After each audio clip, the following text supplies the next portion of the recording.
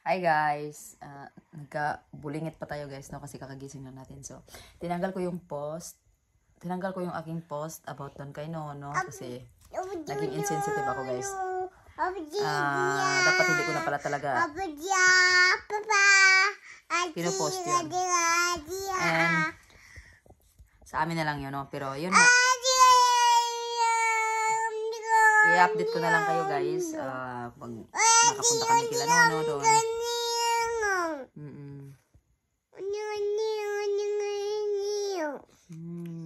I love you.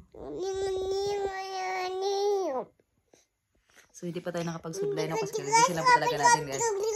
And, tama po kayo guys. May nag-comment kasi dapat lang hindi ko na inaano. So, tama, totoo po talaga sila guys. Dapat hindi ko na yun sinishare kasi usually hindi naman talaga ako nagpo-post ng mga ganun. Sabi naman ni Nono, wala namang problema sa kanila kasi pinakita ko nga sa kanya yung video eh. Nandun kami sa hospital.